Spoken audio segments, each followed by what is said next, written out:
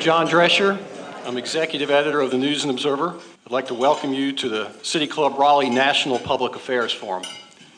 First, I'd like to recognize a couple of our sponsors. Smith Anderson, to my right here, represented by Jim Dorset. Thank you very much.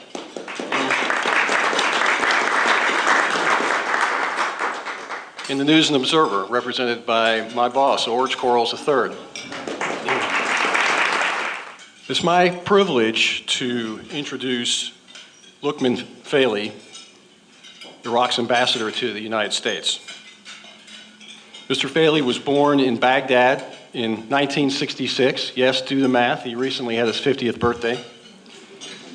He lived in the United Kingdom for 20 years and holds a Bachelor of Science degree in Mathematics and Computer Science from Manchester Metropolitan University.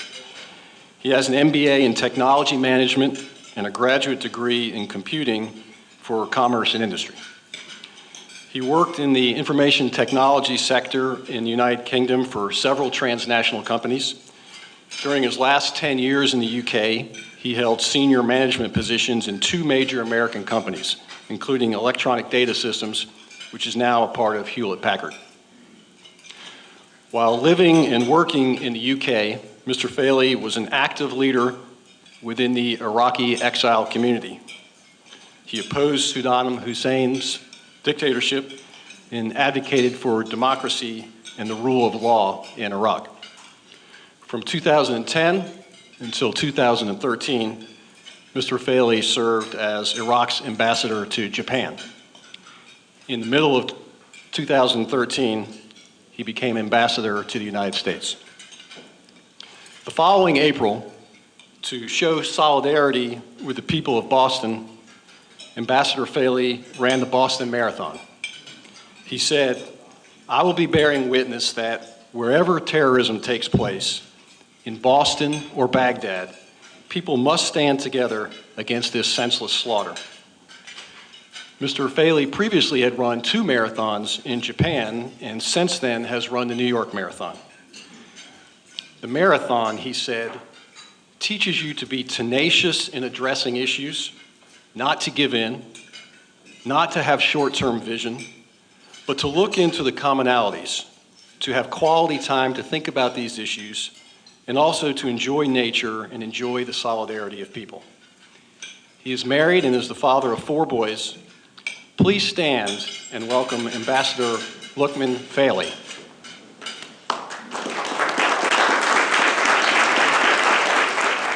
Good afternoon, everybody. First of all, thank you, John, for your introduction. Also, I'd like to thank you for allowing me to enjoy staying in this beautiful city.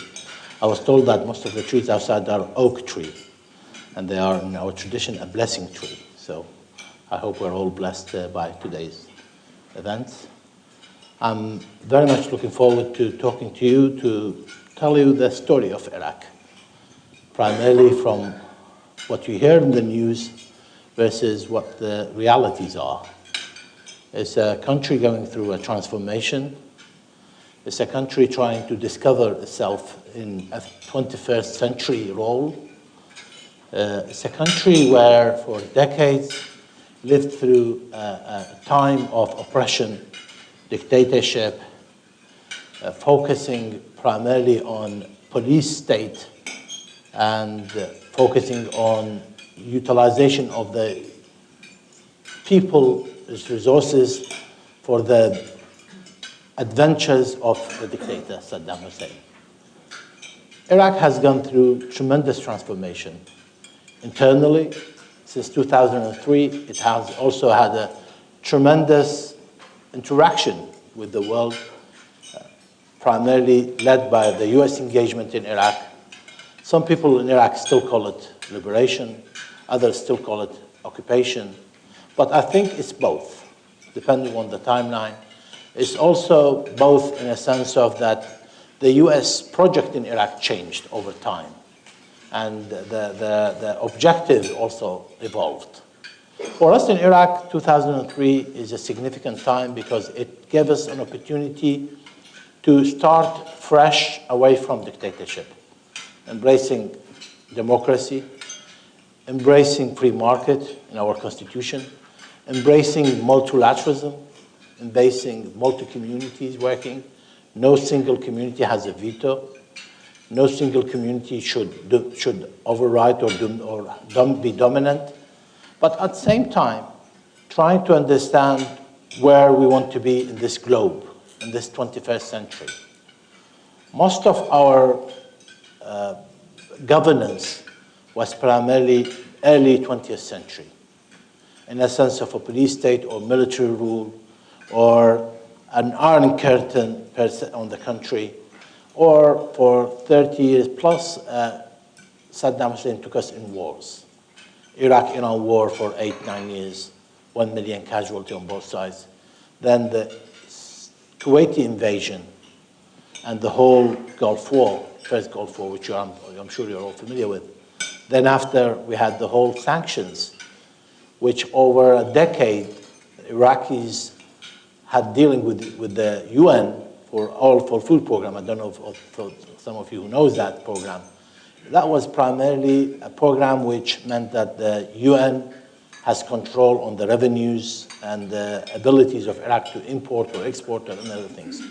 That was a devastating program for us because it more or less evaporated the whole middle class who left the country as a result.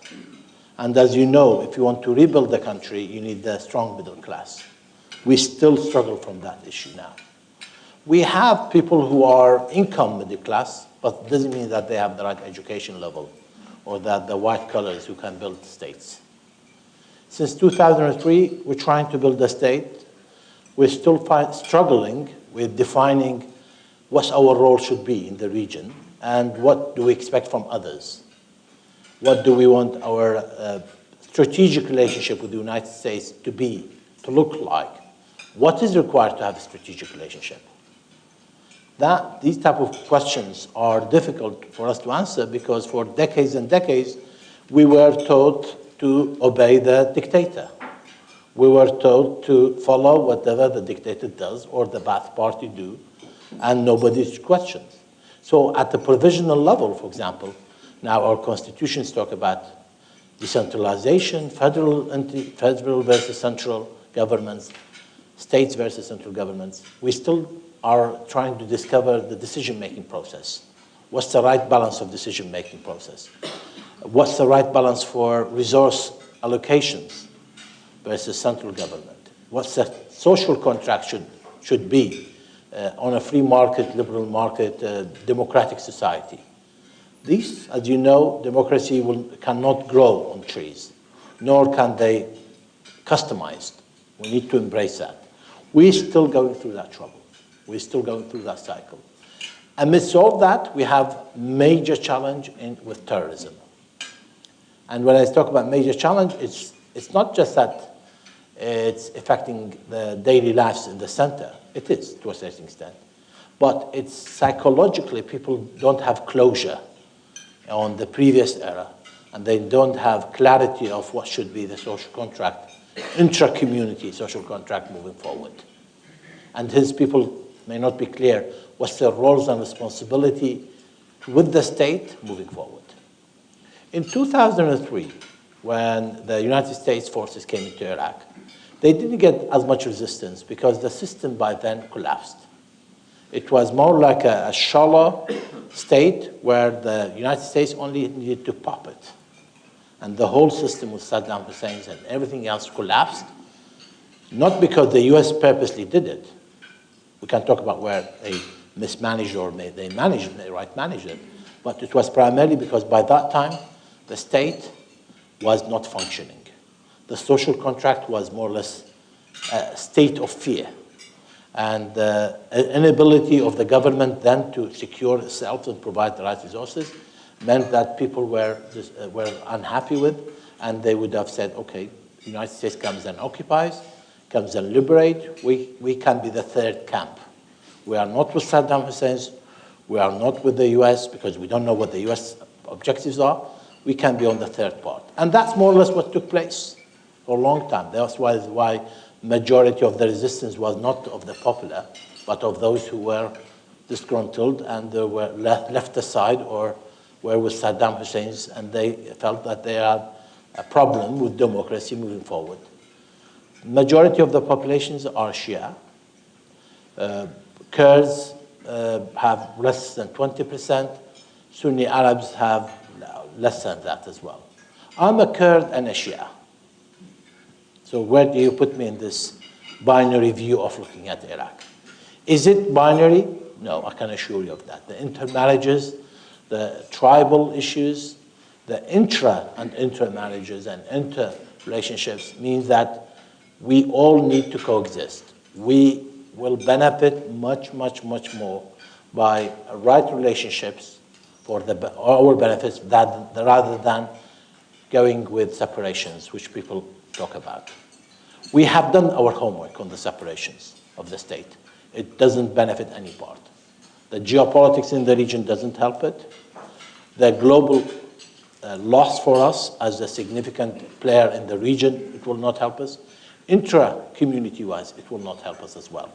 So we've done our homework, and people know that. But at the same time, Kurds have had aspirations for generations about independence, and they have that right. However, they also have an obligation of, if they want to be part of a whole federal Iraq, they need to pull their weight. Sunni Arabs have same things. Shia, if they want to say we are governing, they need to govern in the right manner and project governance in the right manner.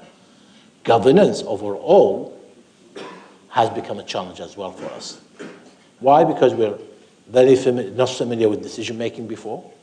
We are still confused with the Iraqi-US relationship and other type of relationships because not enough dialogues are taking place. It's not an issue of sovereignty. That's every country wants to be sovereign. It's an issue of what should that relationship entail in cost and benefits on both sides. If not enough dialogues are taking place, or if they were missold a project that this is all about liberation and it's all about democracy, and by the way, when you get democracy, you will get better services. They did get democracy, but they didn't get better services. So people are saying, where are we in this? As you know, democracy does take time to evolve. Better services certainly may be related to democracy in one way, but it can be done on its own as well. And hence we have issues there. We, as you may gather, for a decade plus now, had major security threats. Over the last 2 years, we can add to it the economical threat because of the dependency on oil prices. We have lost 60% of our income, 60, over the last 2 years from the oil prices. Our population growth are still high, one of the highest of the world, around 3%, which means that we are increased by 1 million every year. Population of 33 million increasing by 1 million every year. And roughly something like 65% are under the age of 35.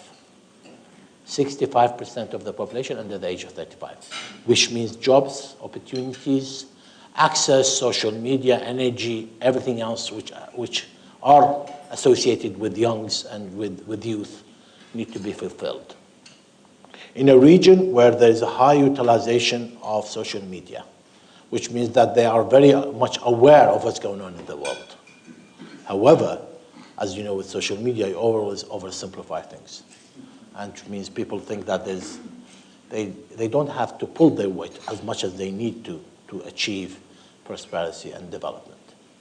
We know that the country needs to transform in legal, social, economical, political. We're somewhat faster development in the political and somewhat faster in the democratic side versus slower in the governance side, slower in the education and healthcare. And people are still not managing that formula right. We need substantial amount of help to help us in that transformation. However, as you guys have seen over the last decade plus, in the issues of terrorism, we have resisted. And we have carried on resisting Al-Qaeda and others as well. And we will pay that price. We know we want democracy. This is what we have to pay the price for. We want freedom. We want people to have dignity in lives, this is what we have to pay, and we'll pay for that. But we need help. We need help in better governance. We don't need help with soldiers coming over. It's not that. But we need help in training, for example. And I can assure you, we will keep making mistakes because that's the nature of us, our development. And we are not very reflexive society, which means we may, unfortunately, make more mistakes than we should do. Here, where friendships comes along and help us with. So what I want to talk about primarily is a transformation of a country and is still trying to self-discover itself in a region which is not democratic, in a region where it has all legacy of dictatorships, in a region where you're all familiar with the Arab Springs and the youth trying to rediscover their role while primarily being hijacked by the Salafists and by the jihadists and by the ISIS trying to become a predominant state actor, not transforming from non-state actor to a state actor. Here, the threat of ISIS is a global threat. It's a threat where it will certainly not be confined itself to one region. Containment will certainly not be the right approach. Inaction will be interpreted as an action. The US inaction in one way, we in the region will see it as an action. And that's positive or not, that's for you guys to discover. But for us, it's certainly, there is a high expectations of US role. Based on the legacy, we're not asking for something new, based on the legacy. And to that effect, I think we need to have a substantial amount of dialogue to find out what the US role should be, where we should fit in, the challenges we all face, such as the migrations into Europe, the internal displaced in Syria, for example, in Iraq. These are big questions. The region is important, geographically, geopolitically, economically, it's important, which will be an issue. Issues of prices of oil and others will significantly still be a key commodity for the world. And to that effect, I think we can have a better project for all of us if we have more dialogue. We need, for that dialogue, to be able to admit certain mistakes we've made, to be able to accommodate the diversity we want to achieve, but most importantly, to recognize that these challenges are global challenges, and we need to have a global solutions for them.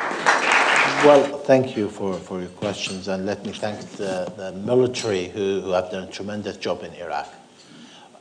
When I came here 3 years ago, one of the key things not struck me, but it was clear for me that there is an Iraq fatigueness, primarily in the media and some of the political circles in Washington, that they were tired of Iraq. That was clear. However, every day when I interact with the military or I interact with diplomats who served in Iraq or NGOs, USAID and others who worked in Iraq, I never find that fatigueness.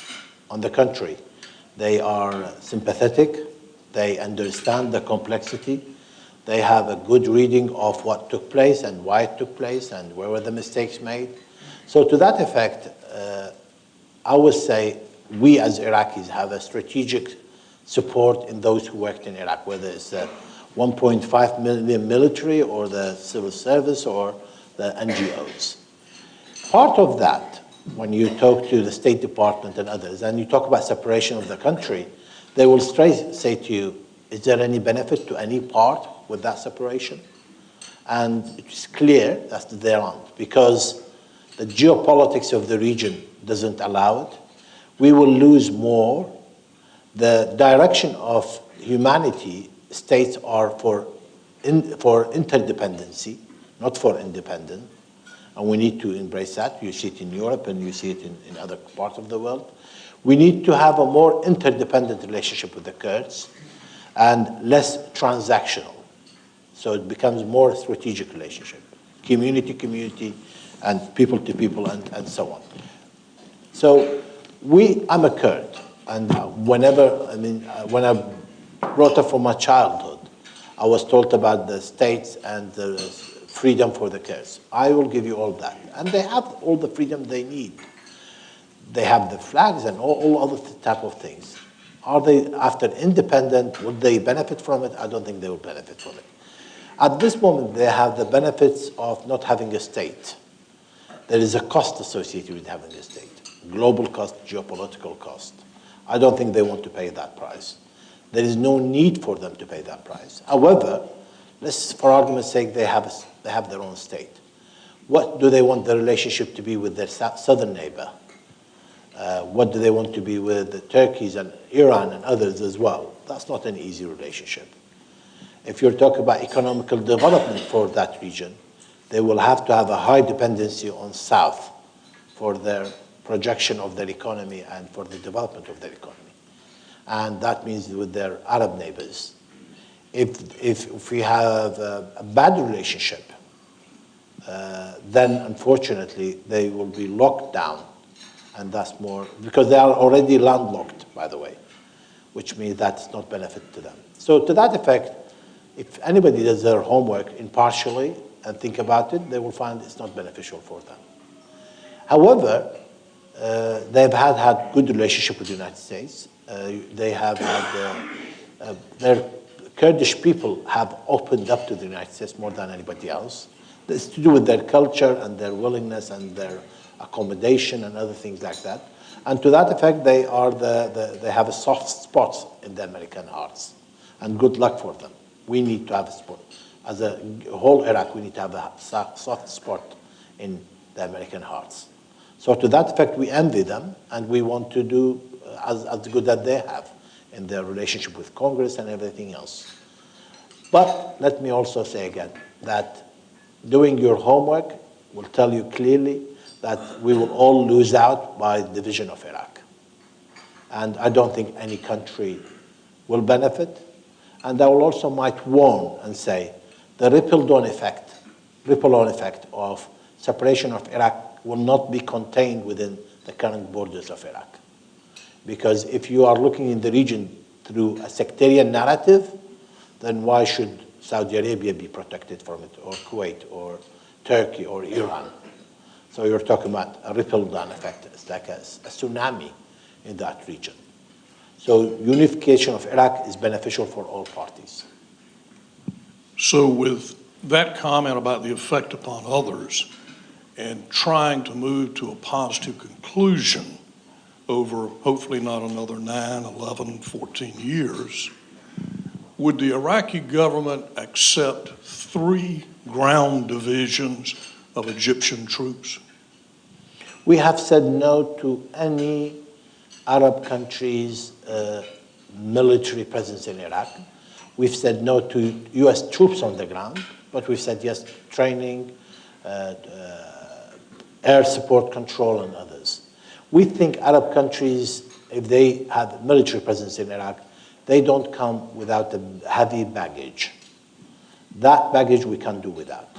We think it will complicate it. We are not short of fighters ourselves. We are not like some countries who bring in fighters or sort of troops from other parts of the globe.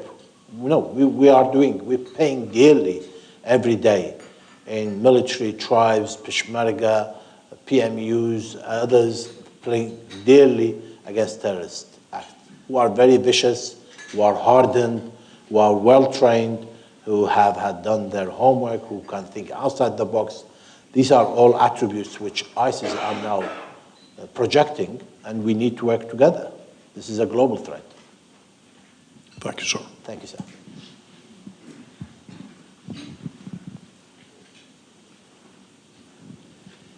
Mr. Ambassador, welcome, and thank you for being here with us today. In your remarks, you alluded to the scourge of ISIS, the global scourge, and presence of ISIS in your country. What amount of territory does ISIS currently control in Iraq? How many fighters are thought to be a part of ISIS in Iraq? And what do you foresee as being the path forward for the removal of ISIS from your country? Well, you have two aspects. You have ISIS as a, I call it the brand, and you have ISIS as a theme. Two different aspects of it. The brand, we can work with each other, and I think it has its own self-destruct bottom as well, because of the viciousness of their practices and their inability to accommodate anybody else, in a country which is by its nature is diverse and is cosmopolitan. So that's one sort of problem for them, and one benefit for us. Our unity will help us in that fight. So the brand, and the fight is going on now. They have, I mean, at the peak of it, they had roughly 40% of the land. Now it's in the mid-tens, so I'd say around less than 20%. They're primarily now in the big city of Mosul. Majority of that land, by the way, is desert anyway, which means it's not an actual land. It's not a significant strategic position. However, for the city of Mosul, that's a strategic issue for us. We've been able to clean or cleanse them from Diyala, whole province, Salahuddin, whole province, Anbar significantly, and more will take place. When we think soon we can significantly cleanse them from Anbar. And Nainawa, which is the last province, that's the heartland they have, and that's their capital as well. And that will be not easy fight, because it's a wide city and it's highly populated, and it's so. So to that effect, we need the help of the Kurds, we need the help of the tribes, internal tribes. There are Turkomans, Shia in that area, so we need their help, and they need to go back to their homes, and so on. So we have significant work to do. US coalition and other support are significant and important, and that need to be continued. So to that effect, getting rid of the brand is doable, is possible, and inshallah soon we'll do that. Getting rid of the theme of ISIS, that's a different issue. Because then you're talking about resolving the tribal issues, resolving the community issues, resolving people's dishuntedness with the state, a new social contract for them to feel that they are belonging to it, for them to feel that there is an obligation for them to accept democracy, because Iraqis are determined to have democracy. If we will have this fight for another decade or two, we will do that. We've tried dictatorship, we've tried single-party rule, that's not working for us. And we will, as I said in my remark, we are not a very reflective society. We don't have the systems in the society to reflect a lot, which means we may make mistakes. And people need to be patient with us. And we need to accommodate the other. And we need to show that we have proven, I think, that we are resilient people.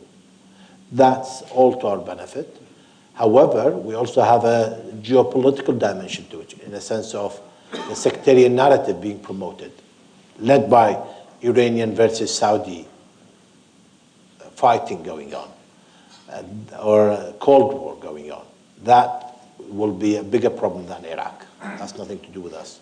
Syrian situation next door, that's a much bigger problem than us. We will do our best to clean our house and get our house in order, and the more support we get from the US, thank you, and the more we need in that sense. And we said we don't want troops. We don't want boots on the ground. We will do the fighting ourselves, but we need help. So to that effect, that's the bigger problem. That's the global problem. How do you resolve the ISIS situation? We need, I think, as much as we have global warming and other type of things, we need to define a new method of having global solutions to global problems. It's not just an issue of getting rid of the brand. You need to get rid of the theme as well. That's a very hopeful perspective from the standpoint of Iraq. Looking at the region, you alluded to the high percentage of the population in Iraq who are under the age of 35, and the rapid growth of the population, the need for jobs for young people so they can realize their aspirations.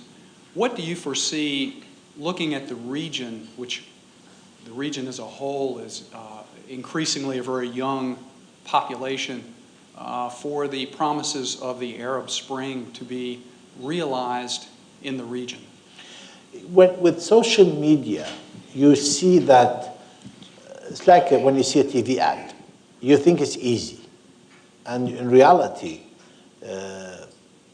you may be missold something, or you may be thinking that this doesn't require you to invest a lot in your community, in your culture, and so on. For us in the region, to resolve the governance problem we had, we require substantial amount of work. We have had 19th century politics, culture, to resolve, and we are in 21st century. That's a problem we have. We need to move away from zero-sum game as part of the politics. We need to have more interdependencies between the states of the region. I was ambassador in Japan, and it was clear for me that the Chinese, the Chinese, Korean, and the Japanese will never go to any military escalation because they have too much interdependencies in their trades and their culture and so on. In the Arab region, unfortunately, that's not the case. So we need to increase the interdependencies between the states. That's useful. We also need to diversify away from the petrol and one commodity economy. That's another challenge for us. The youth development is tremendous as an opportunity if you have the right technology and the right entrepreneurship. But as you know, for entrepreneurship, you need to have the right infrastructure, the right culture to entice it and to increase it. That's a challenge for us to do. It also tells you that the threat of youth expectations, high expectations, while they have access to social media, so they know what's going on in other parts of the world. And they say, why are we not having it? It's a challenge. The Arab Spring was hijacked by various religious, Salafist, jihadist organizations. And unfortunately, it also told you that, or told us, that you need more than demonstrations to build a state or to build a society. You need more methods of better governance than just to be in Tahrir Square or somewhere else. And in Iraq, we're going through that painful process. I mean, as I said, if people follow our politics, it's extremely complicated, it's vicious, it's peaceful, which is useful for us. And it's not rewarding because the bearing of the fruit, people think that good politics means good governance, and we're still trying to find out if that's the right formula or not. I will say one thing in answer to the first question and your comment regarding good storytelling. It's just that we have gone through that painful process, and we know what it takes. It doesn't mean we have the right treatment, yes, but we know what the pains are. Other countries, unfortunately, with the whole ISIS terrorism, and you guys here in the United States just start feeling out this. In Europe, they have felt it. We know what it takes, and you need to be hardened, resilient as a society. How big of a problem is corruption? And given the popularity of al-Sadr, what do you see happening? What's your forecast? I think it's a good story to tell in a sense of those who stood against dictatorship, who fought against repression. And they want to have good services, they want to have clean, ethical governments, governments which provide services, provide good governance and others. The problem of corruption we have is not political only. It's deep. Deep in a sense of, since the Ba'ath parties, primarily in the 1990s, it was enticed with the All for Food program. It became systematic. Bribery became systematic at lower level, and then increased. In 2003 onward, there was everybody thought they can be a politician, and everybody thought they can be a minister, and everybody thought they can be a parliamentarian. And people elected parliamentarian based on somebody who is from my street, not somebody who can add value to my situation. So we still have an issue of that. We're still going through a process of refinement of our political class. And corruption went through all of that. Americans fueling money into the country left, right, and center, meant there was no clarity of easy money coming in. How do you go about that expenditure? That was one of the key lessons learned in the U.S. engagement in Iraq. That was, it created too much of an easy money. That was one aspect. The other aspect for us as Iraqis is we still have this tribal mentality or some kind of group mentality, which means that he's one of us, even if he's corrupt, at least he's a Shia, or at least he's a Kurd, or at least, that sort of selection is not beneficial. The other level of corruption is it went into the military establishment. And what you see with the invasion of ISIS, what you see with the whole Mosul situation, collapse of the army is another layer of that corruption. So here I'm talking about economical issues, legal issues need to be addressed, political issues. So it's across all, and I can say confidently, it's not just a political class. It's a corruption in a society which needs to cleanse itself because it has gone through this process of money coming in. Historically, Saddam used to control all that money, and he used to spend it on defense and military and houses and what else. Now, no, people have those money themselves. GDP per capita increased 10 times over the last 12 years. So it tells you that we have substantial cash liquidity, but we don't have circulation of cash going through society a lot. We get these salaries from the oil, we purchase products, and then goes outside the country because we don't have manufacturing industry, for example. So we have these issues to address. In relation to Muqtada Sadr movement is the representative that the people are fed up with this mismanagement. And they need to work with each other. And they've said no to any political appointees, and we need to have technocrats to become to these positions. We need to go through that cycle. He's capitalizing on that. He has 30 seats in the parliament, 30 plus. He cannot get more than that. He has his comfort zone in the Sadr city and others as well. But he has a very hardened supporters who are well organized. From day one, he said, I will not use violence, zero tolerance for violence. So we are democratic, which means we can accommodate that. Even if he establishes camps inside the green zone, even if his followers have camps or demonstration camps outside the green zone, the state have tolerated for it. I can assure you, any other country would have not allowed that. We have used water cannons or rubber bullets or any kind of repression tools. We have none. And alhamdulillah, up to now, no casualties whatsoever, the demonstrators and others. So we are accommodating this civil disobedient movement to the nth degree because we think there is justifiable case for it. But at the same time, we need the government to function. Getting the right balance is not easy for us. And we still think it's not, we haven't fixed it yet. But I think it's a genuine movement for the people wanting social justice and want a good governance. And every politician cannot say no to that, let alone those politicians who have not delivered. And one other question, please.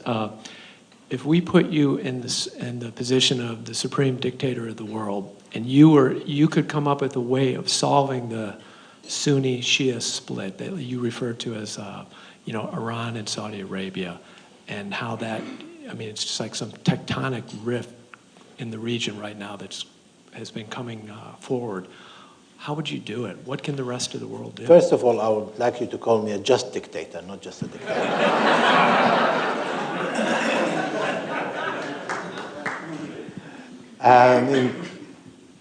In reality, and I mean that, people in Iraq still say, well, under Saddam Hussein, we had clarity of governance.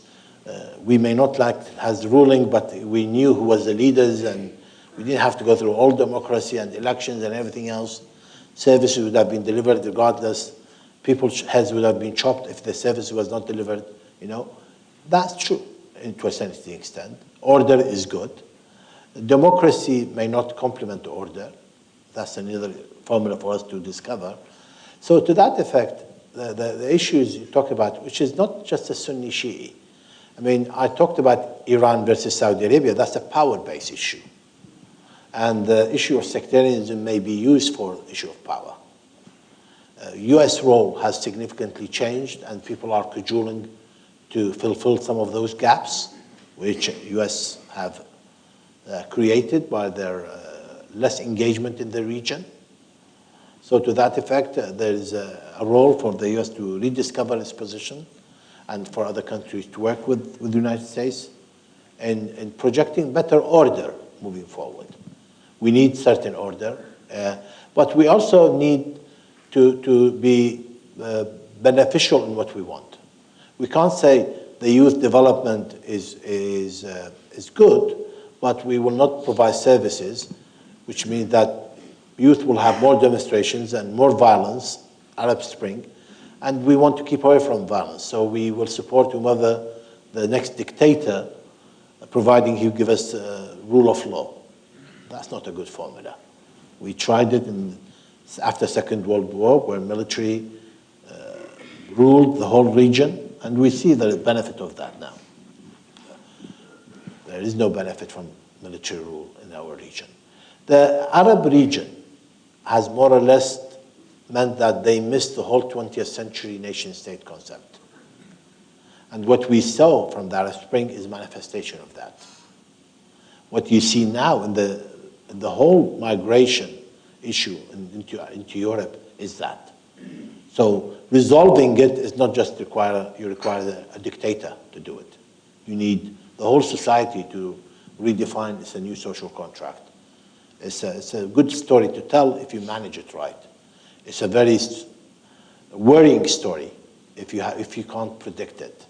And what we hear in our region is the U.S. inability to read what's going on in our region, or frighten us from it and keeping away from it.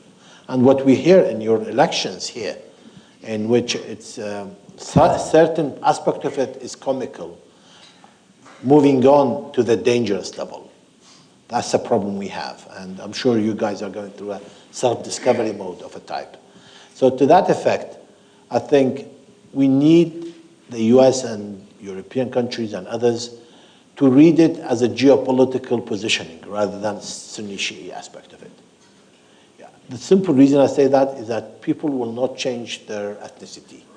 They will not, those who are Christians will always be Christians. Those who are, very few change in demographic or in ethnic belonging take place. And there is no need for that. We can accommodate diversity if we get the formula right. What we see in Saudi Arabia and Iran is a political positioning and geopolitical seeking of power. And they are using sectarianism in the wrong way. And it's dangerous. Because sectarianism talks to your heart, not to your mind. And that's dangerous. You made an interesting observation about why there would be no partition in the future in Iraq. And my question concerns your neighbor, Syria. Would you share that same observation that any future resolution in Syria, number one, would not result in a partition? And number two, do you see a future Syria with Assad in any leadership role? Well, I need to qualify my statement that I didn't say there will not be a partition. I'm saying when we do our homework, we don't find the benefit from partition.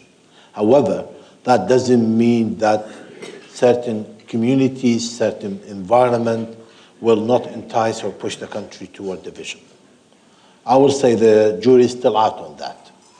But when you talk to sensible people, when they sit down, and when you have these type of conferences talking about commonalities of visions, you could see there is no need for partition.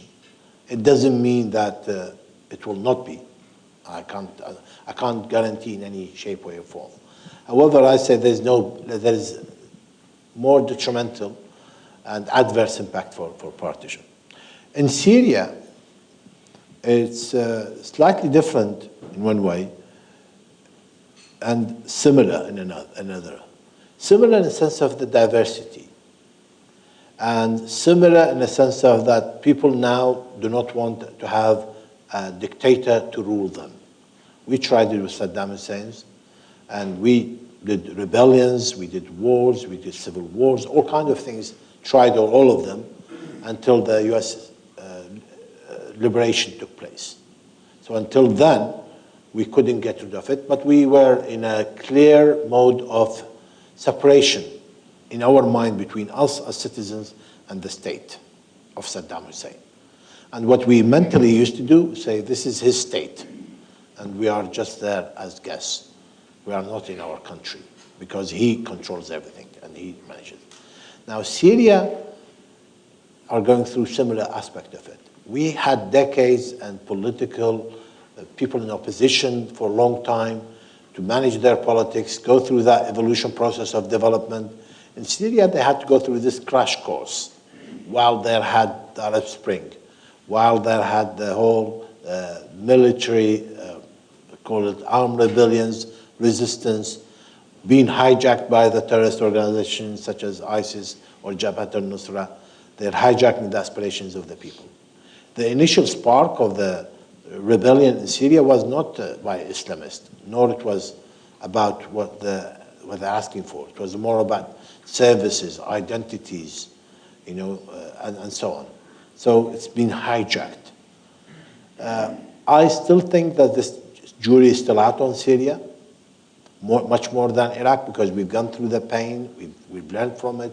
We had US engagement, we have democratic system in place, we have the oil wealth. They don't have that in Syria. So we can buy some of the solutions to the problem. In Syria, they don't have that. So to that effect, I think Syria is much more complicated. It will have a ripple effect as well on the neighbor. It's already having it in relation to internally displaced people or refugees into Lebanon and Jordan and Iraq. We've got just under 250,000 of Syrian Kurds in Iraq. So they have an issue there.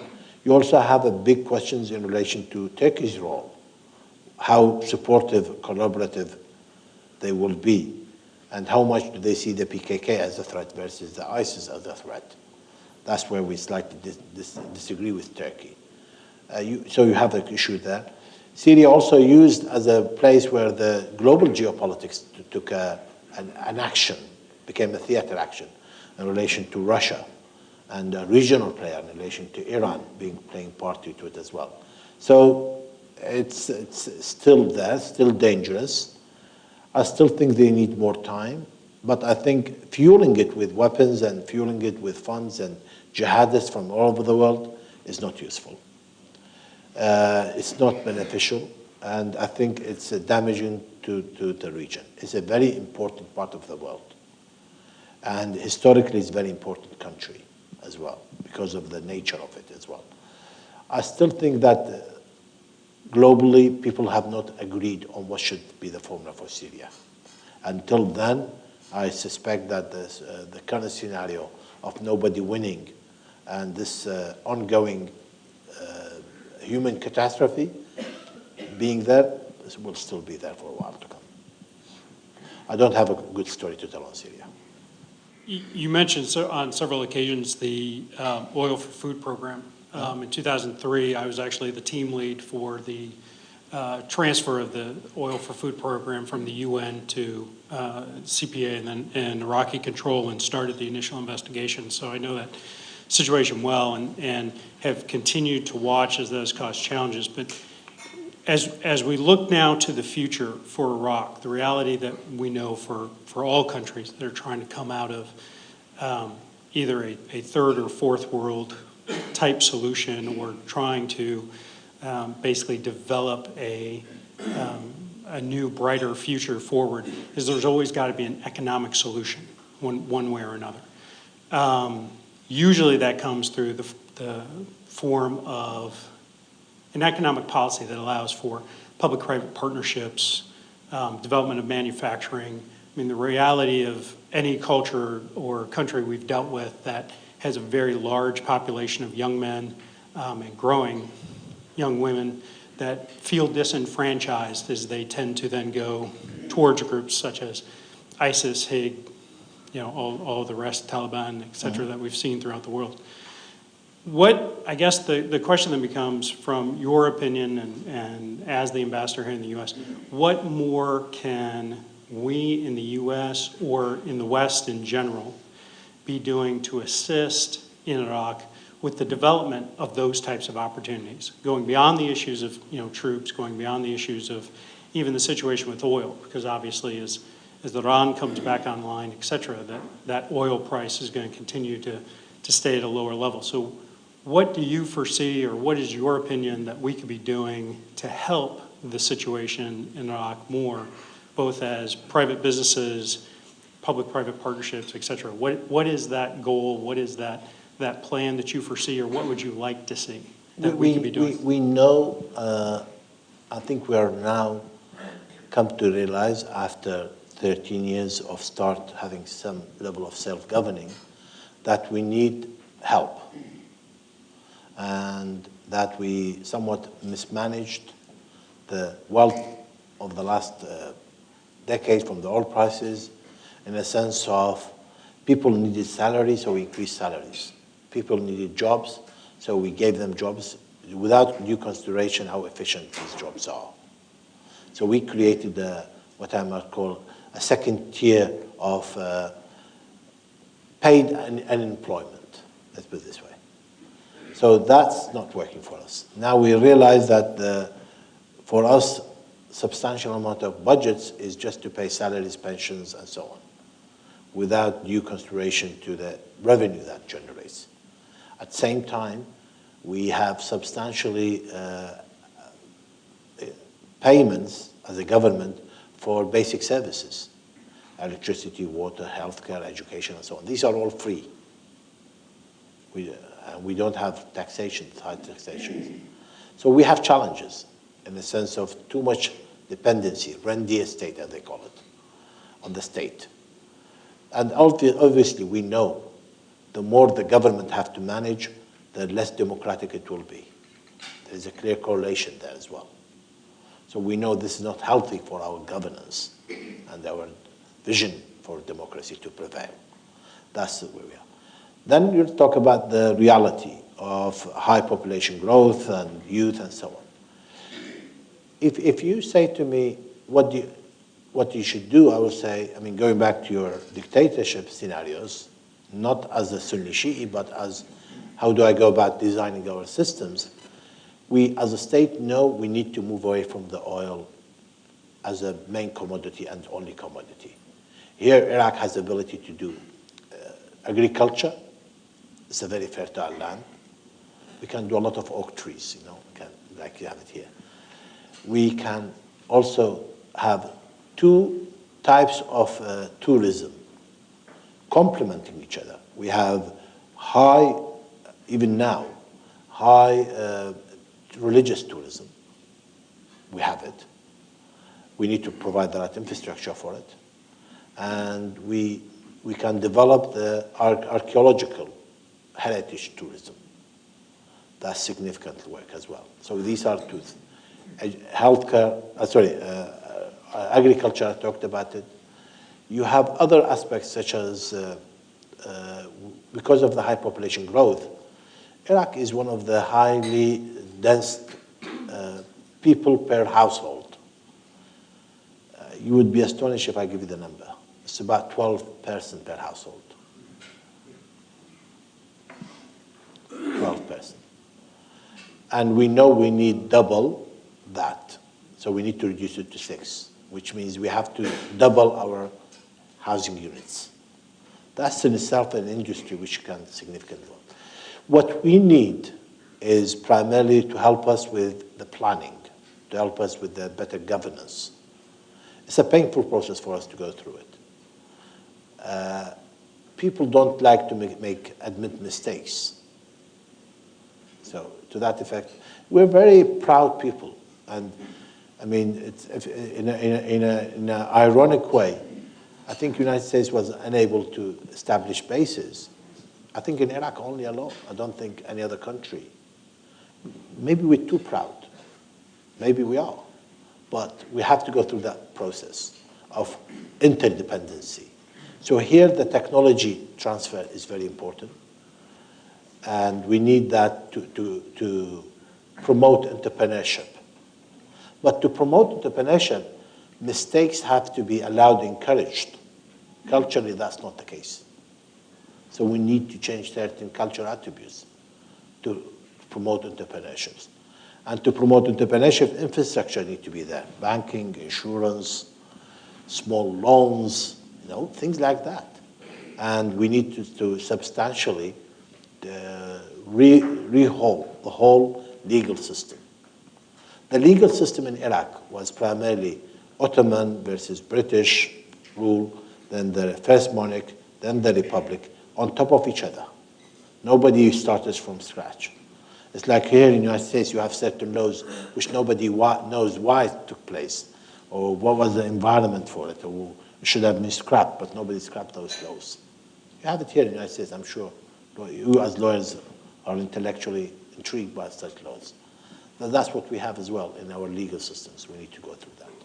Ambassador Faily, thank you very much for being here today. This is the ambassador's first trip to North Carolina. He'll be speaking at Duke later today, and we hope that you have a great visit to North Carolina. Let's give him a round of applause. Thank you.